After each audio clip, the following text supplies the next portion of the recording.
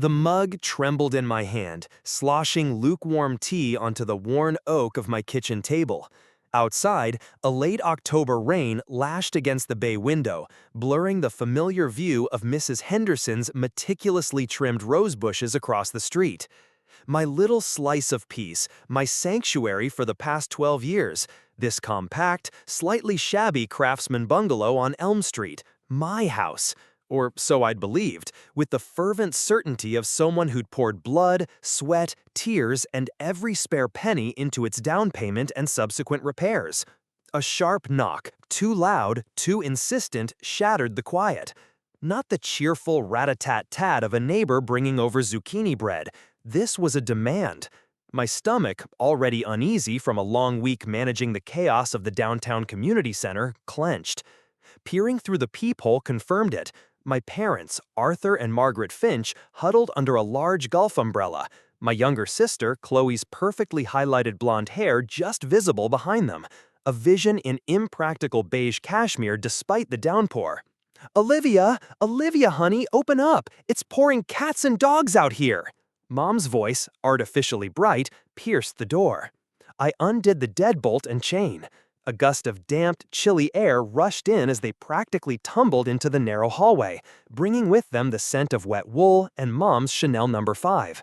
"Finally!" Dad boomed, shaking water off his Burberry trench coat onto my braided rug. "Thought we'd have to camp on the porch." He didn't wait for an invitation, striding past me into the living room, his eyes taking in the comfortable clutter, the overflowing bookshelf, the framed photos of friends, the slightly sagging but beloved sofa I'd reupholstered myself. His expression was unreadable, but it always held a faint hint of disappointment when surveying my domain. Chloe followed, offering a tight, perfunctory smile. "Hey, Liv." Her gaze swept the room, lingering for a microsecond too long on the small water stain on the ceiling I hadn't gotten around to fixing. Cozy as ever. The comment wasn't malicious, just detached, observational, like noting the weather. Mom bustled in, already shedding her coat. "Oh, Livy, darling, you really should get that leak looked at. It's only going to get worse, you know. Dampness, mold, dreadful for the structure." She patted my arm, her touch cool and brief.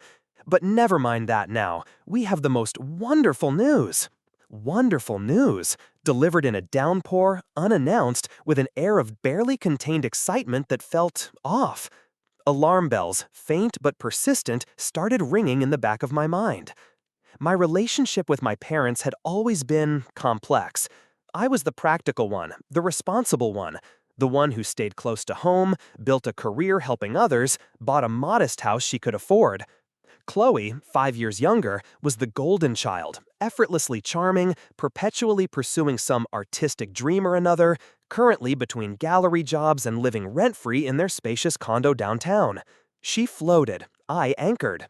"Wonderful news," I echoed, forcing a neutral tone, gesturing towards the living room. "Come sit. Can I get anyone tea, coffee?" Dad waved a dismissive hand, already settling into my favorite armchair, the one positioned perfectly for reading by the window lamp. "No time for that, Olivia. We're meeting the Harpers for dinner at 7. The Harpers were their country club friends. Priorities. Chloe perched on the edge of the sofa, smoothing her already immaculate trousers. She looked expectant, radiant almost, a flush high on her cheeks. Mom clasped her hands together, beaming. "It's about Chloe, and Bradley, of course." Bradley Kensington III, Chloe's fiancé. Old money, impeccable manners, worked in finance, a term as vague as it was impressive sounding to my parents. They'd been dating for a year, engaged for 6 months. The wedding was planned for next June, a lavish affair at the country club that was already giving me secondhand stress just hearing the planning details.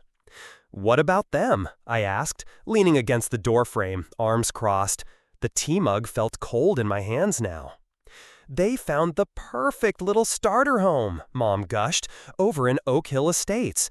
You know, that new development near the golf course? Charming Tudor style, just 3 bedrooms but with such potential. A lovely garden space in the back." Oak Hill Estates. Starter homes starting well north of $1 million. Bradley's money, undoubtedly, or his family's. That's great, I said, genuinely trying to muster enthusiasm for my sister. Congratulations, Chloe. It sounds beautiful. Chloe's smile widened. It is, Liv, truly. Bradley fell in love with it immediately. It needs some updating, of course, but the location is divine. So close to the club for Bradley, and the community center has a fantastic art program I might get involved with. She said it as if considering a hobby, not a necessity. We close next month. Next month? That's fast, I commented. Where are you living until then? Still with Mom and Dad? A flicker passed between my parents. Dad cleared his throat. Well, Olivia, that's actually why we're here. He shifted in the armchair, suddenly finding the pattern on my rug fascinating. See, the thing is, Bradley's trust fund disbursement for the down payment isn't quite accessible until after the wedding. Some archaic clause his grandfather insisted on. Ridiculous, but there it is. Mom jumped in, her voice taking on that smooth, practice tone she used when selling a particularly challenging idea to a donor for the hospital auxiliary. So they needed a little bridge, a helping hand, just temporarily. And Arthur and I, well, we thought and thought. We wanted to give them something truly meaningful, a foundation for their new life together. My blood ran cold. The alarm bells weren't ringing anymore, they were screaming. The way they were looking at me, avoiding direct eye contact, the forced cheerfulness, the specific mention of my house, my leak, just moments before. The pieces slammed together with terrifying clarity. No, I whispered, the word barely audible. Dad finally met my eyes. His were steely, resolute, the look he got when a business decision was final. Yes, Olivia, we decided the most practical, most generous thing we could do was to provide them with a place to live, rent-free, of course, while they get settled and wait for Bradley's funds, a proper wedding gift. Mom reached out but didn't quite touch me. Think of it, Livy, they'll be so close, just a few blocks away, and it solves everything so neatly. Chloe and Bradley get a beautiful, established home to start in, right in the community they love. No scrambling for rentals, no stress before the wedding. I stared at them, disbelief warring with a rising tide of nausea. You decided to give them my house? Each word felt like shards of glass in my throat. Our house, Olivia, Dad corrected, his voice hardening, technically speaking. The air left my lungs. What? Mom sighed, a sound heavy with manufactured patience. Darling, when we helped you with the down payment all those years ago... Helped? I choked out. You loaned me $20,000, Dad, at 5% interest. I paid back every single cent, with interest, within 3 years. I have the bank records. The title is in my name. Dad waved his hand again, a gesture meant to dismiss inconvenient facts. Paperwork, Olivia, semantics. The point is, this house, it represents family. It was bought with family help, and now it's time for it to truly serve the family. Chloe needs it more right now. She's getting married, starting her life. You're settled. Settled? The word was a punch. I'm settled, so my home is up for grabs, without even consulting me? We're consulting you now, Mom said brightly, though her smile didn't reach her eyes. We wanted to tell you in person, share the good news. Good news? My voice cracked. You're giving my house to Chloe as a wedding gift, and you call that good news for me? For me? What exactly is the good part for me, Mom? Where am I supposed to go? Dad leaned forward, his elbows on his knees. Now, Olivia, don't be dramatic. We're not throwing you out on the street. We've found you a perfectly suitable apartment over on Cedar Avenue. It's small, but clean, and very affordable. We've even paid the first month's rent and deposit as a thank you for your understanding. Cedar Avenue? The other side of the tracks, literally. A street known for its transient population and run-down buildings. Affordable? It was a slum compared to Elm Street. My heart hammered against my ribs. Understanding? You expect me to understand that you're evicting me from my own home to give it to my sister? It's not eviction, Mom said quickly, her voice tightening. It's relocation for the greater good of the family, Chloe's future. Think of the stability it gives her and Bradley. Stability? I turned on Chloe, who had been watching the exchange with wide, slightly anxious eyes, twisting the enormous diamond on her left hand. Chloe, you're okay with this? Taking my home? Chloe flinched, looking genuinely startled. Liv, it's not like that. Mom and Dad explained it. It's just temporary. Bradley's money is tied up, and this house is just sitting here. Just sitting here? I gestured wildly around the room I'd painted, the floor I'd sanded, the garden I'd nurtured. This is my life, Chloe, not some investment property to be handed out. But you're so resourceful, Liv, Chloe said, a pleading note entering her voice. You always land on your feet. You'll find another place, something cute. This is just easier for everyone, especially with the wedding planning being so hectic. Bradley's parents are flying in next week, and we need somewhere presentable. Her voice trailed off as she saw the look on my face. Presentable, I whispered, fury turning my vision red at the edges. My home isn't presentable enough for the Kensingtons? Olivia, that's enough. Dad's voice cut through the room like a whip. He stood up, his imposing frame radiating authority he clearly still believed he had over me. We didn't come here for a debate. We came to inform you of our decision. As your parents, and as the ones who ultimately made this house possible, we've decided it's best utilized by Chloe and Bradley right now. You have 30 days to vacate. The keys to the Cedar Avenue apartment are here. He pulled a single key on a cheap plastic fob from his pocket and placed it on the coffee table with a decisive click.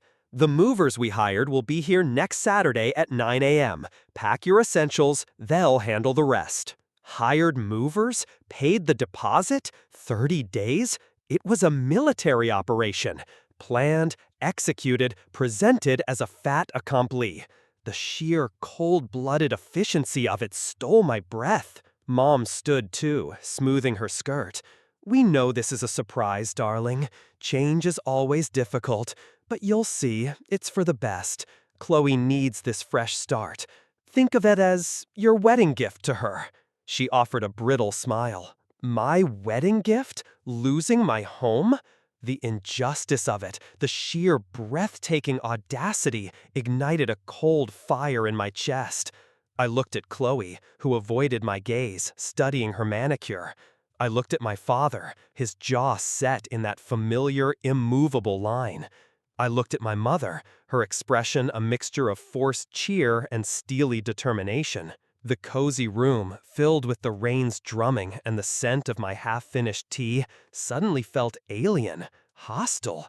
The walls I'd lovingly restored felt like they were closing in. No, I said, my voice surprisingly steady now, low and dangerous. Absolutely not. Dad's eyebrows shot up. Excuse me? You heard me, Dad. No. This is my house. My name is on the deed. I paid the mortgage, the taxes, the repairs for 12 years. You have no legal right to give it away or tell me to leave. That loan was repaid in full. There are records, bank statements, signed releases. You don't get to rewrite history because it suits Chloe better right now. Mom's hand flew to her chest. Olivia Marie Finch, how dare you speak to your father that way, after everything we've done for you? After everything I've done, I shot back, the dam breaking. After years of being the reliable one, the one who didn't cause trouble, who didn't max out credit cards chasing dreams, who actually paid you back? And this is my reward? Being treated like a tenant? Disposable? Chloe started to cry, delicate tears welling up. Liv, please, don't make this harder. Bradley's parents... I don't give a damn about Bradley's parents, I roared. The sound startled in even me. This is my home. Get out. Silence descended, thick and suffocating. The only sound was Chloe's sniffles and the relentless rain. Dad's face was purple with rage. Mom looked genuinely shocked, as if I'd physically struck her. Get out, I repeated, my voice trembling but clear. I pointed to the door. All of you, get out of my house, now. Dad took a step towards me, his fists clenched. You ungrateful little... Arthur! Mom grabbed his arm, her eyes wide with panic. Don't! She's hysterical. I am perfectly sane, I said, my voice icy. Sane enough to know theft when I see it, and emotional blackmail. Get out before I call the police and have you removed for trespassing.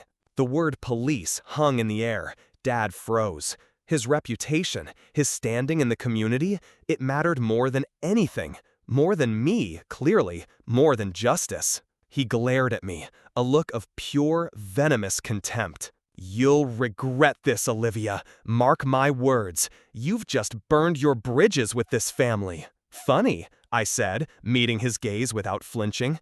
I thought family didn't steal from each other and throw each other out into the rain. My mistake.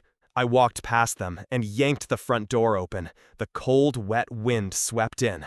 Goodbye. Mom hustled Chloe out, murmuring reassurances.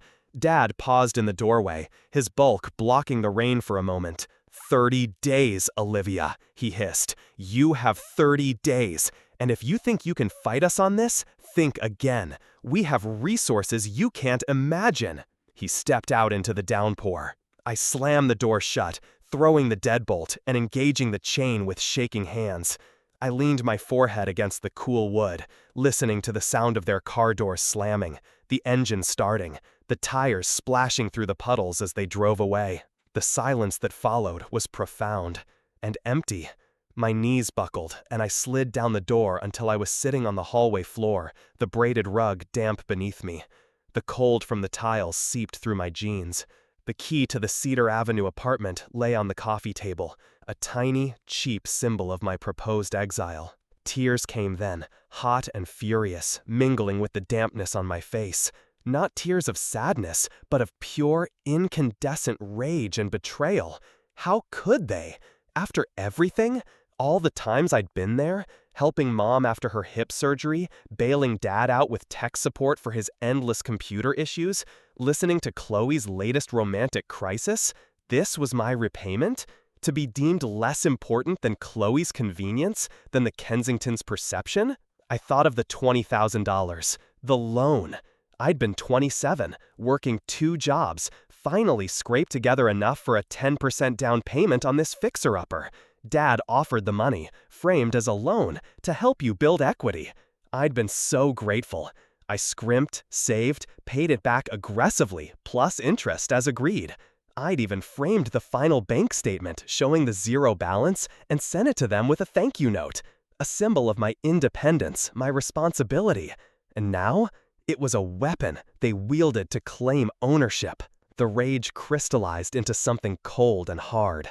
No, this wasn't over, not by a long shot. They thought they could bulldoze me? They thought I'd quietly pack my things and move to Cedar Avenue? They thought wrong.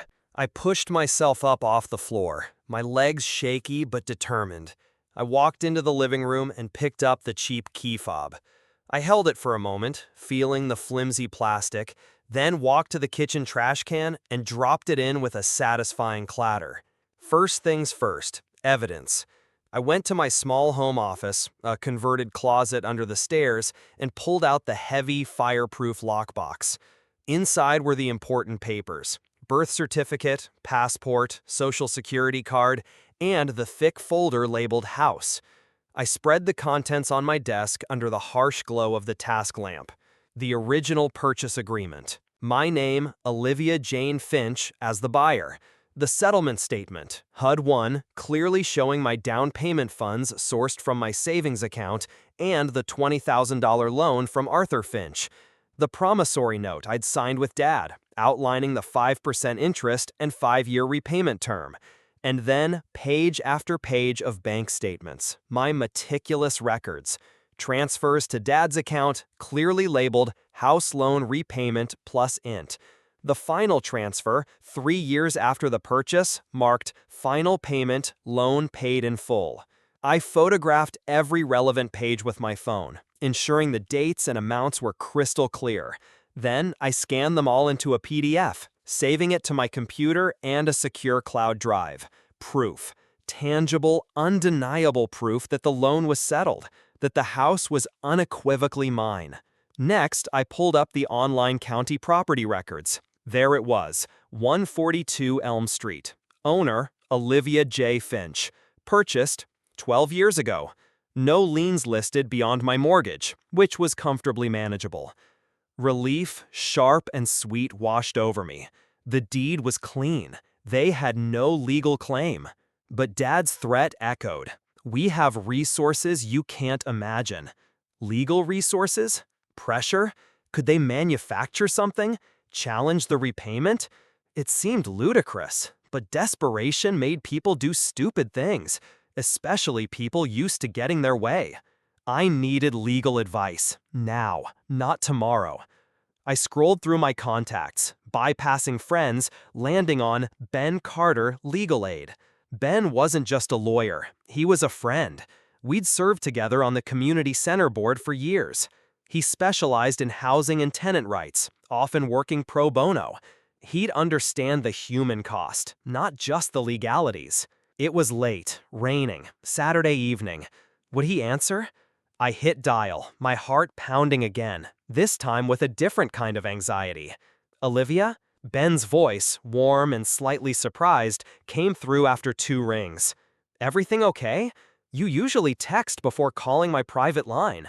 Ben, I said, my voice thick with unshed tears and fury. No, everything is absolutely not okay. I need your help, urgently. It's about my house. My parents, they just tried to evict me. The words sounded insane even as I said them.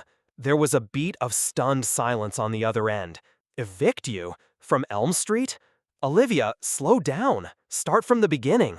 Are you safe? Hearing the genuine concern in his voice almost undid me. I'm safe. They're gone. But Ben, I took a shuddering breath and poured out the whole ugly story. The unannounced visit, the wonderful news, the wedding gift, the key to Cedar Avenue, the 30-day ultimatum, the claim about the loan meaning it was theirs house. I told him about the documents, the proof of repayment. I told him about Dad's threat. Ben listened without interrupting. When I finished, there was another pause, then a low whistle. Wow, okay. That's next level entitlement, Olivia. I'm so sorry. So, legally, they can't do this, right? The documents are clear? Legally, based on what you've told me, and assuming your paperwork is in order, which I have no doubt it is, they have 0 standing. 0. The promissory note establishes it was a loan. The repayment records prove it's satisfied. The deed is in your name. They are trespassers the moment you tell them to leave and they refuse, which it sounds like they haven't physically moved in yet, just made demands. Relief, profound and weakening, flooded me. So, I just need to tell them to back off, legally? It's not quite that simple, unfortunately. Ben cautioned, while they have no right to the property itself, your father's threat about resources worries me. They could potentially try to file a frivolous lawsuit, claim the loan wasn't repaid, claim there was some verbal agreement about ownership, anything to harass you, tie you up in court, and drain your resources. It's a common bully tactic, especially against family members they think they can intimidate. My stomach knotted again. Could they win? Based on the documentation you described, highly unlikely. But fighting it, even a frivolous suit, costs money and time and emotional energy. That's what they'd be banking on, that you'd cave under the pressure rather than fight. I won't cave, I said, the cold fire returning. This is my home, Ben. I won't be bullied out of it. Good, Ben said, his voice approving. Okay, here's what I suggest. Step 1. Secure your evidence. Make multiple copies of everything, physical and digital. Send me scans tonight. I'll look them over first thing tomorrow. Step 2. Do not engage with them directly about this anymore. Any communication should be in writing, email or text, or through a lawyer. Which brings me to step 3. You need to send them a formal cease and desist letter, from me, on my letterhead. stating clearly that the property at 142 Elm Street is solely yours, that any claims to the contrary are baseless, that they are not to attempt to enter the property or harass you regarding it, and that any further attempts to interfere with your ownership or peaceful enjoyment will be met with legal action. The thought of that letter, of the shock on my parents' faces when they received it, sent a fierce spark of satisfaction through me. Yes, please, do that. I'll draft it tomorrow and send it to you for approval before dispatching its certified mail, Ben said. In the meantime, Olivia, change your locks, today, right now. You don't know who might have copies of your keys. My parents had a spare set. Oh God, yes, I didn't even think of that. Call a 24-hour locksmith, tell them it's an emergency, get deadbolt if you don't have them already, and maybe consider a security camera for your front door, a visible deterrent. Document everything. If they show up uninvited, record it if you can safely do so. Note the date and time. Build a paper trail. I will. Thank you, Ben. I don't know what I'd do. Don't mention it. Seriously. This is unconscionable. We'll get it sorted. Try to get some rest, okay? Or at least, try not to punch any walls. Call me tomorrow, anytime. I hung up, feeling marginally less alone, but the reality of the situation crashed back. I just lawyered up against my own parents. The chasm that had opened in my family felt vast and irreparable. The cozy familiarity of my home felt different now, shadowed by the ugliness that had just transpired within its walls. I found the number for a 24-hour locksmith online. As I waited for the dispatcher to answer, my phone buzzed. A text from Chloe. Chloe, please call me. Mom and Dad are furious, but I'm so upset. Can we talk? Just us? Bradley thinks this is all a huge misunderstanding. Please, XOXO. A misunderstanding? My home gifted away? My life upended? Just a misunderstanding. The casual dismissal, the utter lack of comprehension of the magnitude of their betrayal took my breath away. The golden child, insulated from consequences, expecting everything to smooth over with a chat and a few XOXOs. The cold fire in my chest burned brighter. I looked at the text for a long moment. Then I opened a new message, not to Chloe, to my parents. Short, to the point, just like Dad's ultimatum. Me. Do not come to my house again. Do not contact me regarding my property. Any further communication will be through my lawyer, Olivia. I hit send, then I blocked all 3 of their numbers. The silence that followed wasn't empty anymore. It was deliberate. It was mine. The locksmith arrived an hour later, a burly guy named Dave, who didn't ask questions, just efficiently replaced the front and back door locks and installed 2 new heavy-duty deadbolts. The sound of the drill biting into the wood, the solid clunk of the new mechanisms engaging, felt like reclaiming territory, like building a fortress. As Dave packed up his tools, accepting cash with a nod, he handed me 5 shiny new keys. All set, ma'am. Sleep a little easier tonight. Thank you, Dave. I intend to. After he left, I double-checked every lock. I pulled the curtains shut against the dark, rainy night. The Cedar Avenue key still lay in the trash. I ignored it. I made a fresh cup of tea, the ritual calming my nerves. I sat on my newly secured sofa, the proof of ownership folder on the coffee table beside me like a talisman. The anger was still there, a deep, smoldering coal. The hurt was a raw wound. But beneath it, surprisingly, was a flicker of something else, resolve. A fierce, protective love for this space I had built, this life I had carved out for myself, independent of their approval or their whims. They had tried to take it. They had failed. The war wasn't over. Ben's letter was just the opening salvo. Dad's threats loom. The family rupture was absolute. But sitting in the quiet of my living room, the new locks firmly engaged, listening to the rain that had washed them away, I knew one thing for certain. This was my house, and I wasn't going anywhere.